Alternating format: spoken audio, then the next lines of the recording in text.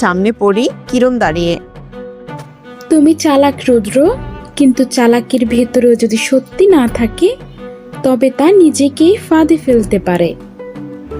আমি শুধু একটু মজা করতে চেয়েছিলাম।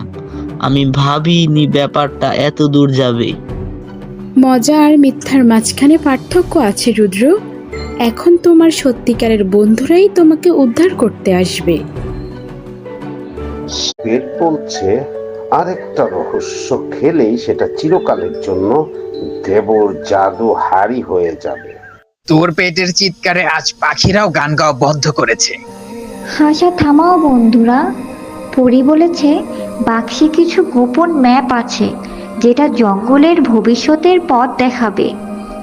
আরও মজার মজার গল্প দেখতে চাইলে আমাদের চ্যানেলটি সাবস্ক্রাইব করুন।